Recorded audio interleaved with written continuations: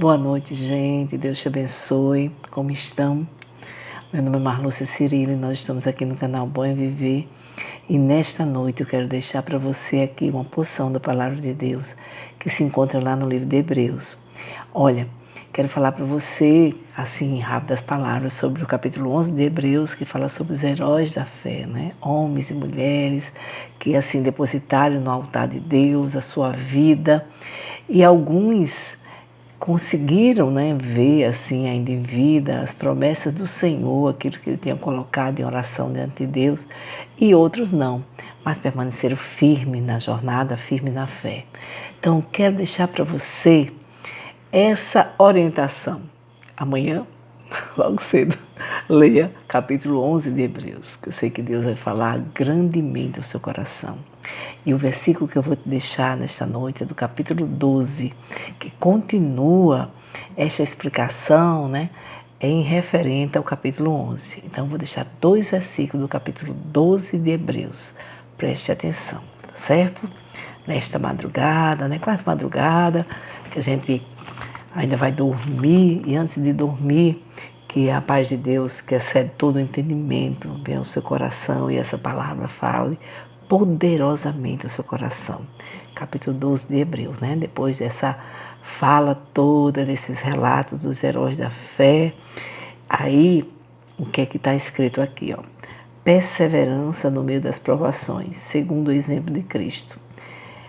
Portanto, nós, pois que estamos rodeados de uma tão grande nuvem de testemunhas, deixemos todo embaraço e o pecado que tão de perto nos rodeia e corramos com paciência a carreira que nos está proposta, olhando para Jesus, autor e consumador da fé, o qual, pelo gozo que lhe estava próprio, suportou a cruz, desprezando a afronta e assentou-se à destra do trono de Deus. Então, diz para você esses 2 versículos da palavra de Deus, do capítulo 12 de Hebreus, né? Onde ele diz assim que a gente está totalmente rodeado por uma nuvem de testemunhas, não é verdade? Então, trazendo isso para os nossos dias, o que é que está acontecendo comigo, com você, que somos cristãos, que assim, temos aquela convicção que Deus está no controle da nossa vida, que Ele é o nosso Salvador, o nosso Senhor. Então, o que é que acontece, né? As nossas atitudes falam muito mais alto do que as nossas palavras. Então, nesta noite, o que é que Deus diz para mim e para você? Não siga olhando as coisas que estão acontecendo, fitando aí nas situações, situação mundial, situação que eu e você estamos passando, de pandemia, situação assim de incerteza, né? Ainda não tem vacina, situação outra em nossa vida qualquer, talvez uma ansiedade aí causada por esse momento ou não, né? Na vida financeira, na vida sentimental. Mas o que Deus está dizendo para mim e para você nesta noite é que a gente deve seguir, né, olhando para Jesus. Como é que eu posso ter essa paz e você essa paz que excede todo entendimento, que é a paz de Cristo, né? Onde Jesus nos prometeu na palavra dele, que eis que estarei convosco todos os dias até a consumação do século. Então, Deus está conosco. Essa paz que excede todo entendimento é a paz que Ele nos dá. E para que a gente coloque essa fé e essa paz em ação, a gente precisa estar olhando para Jesus, estar olhando para Jesus, estar olhando para aquilo que Ele deixou da palavra dEle, para a gente seguir, né? Aí você diz, mas eu sou muito, sou pecador, tenho dificuldade. Todos nós temos, né? Todos nós temos. Eu também, não é verdade? Mas Deus, pela sua infinita misericórdia, está conosco todos os dias. Então, o que Ele quer dizer para mim e para tu?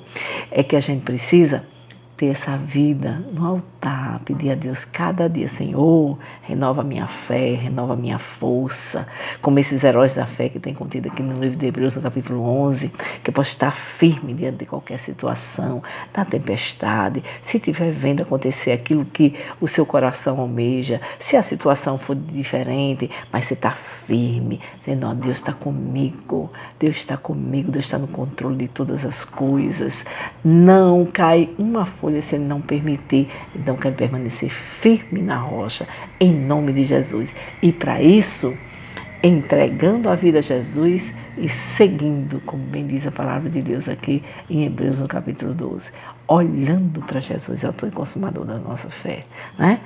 Aí, olha, eu vou dizer aqui uma coisa a você, Beceleque.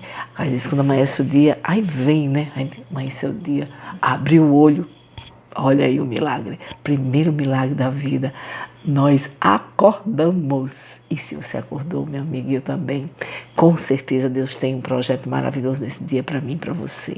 Então eu vou olhar para onde? Olhar para a dificuldade, olhar para a situação mundial, olhar para a economia, olhar, ai meu Deus, para o nervoso, olhar para uma coisa, para outra. Não, vou olhar para Jesus.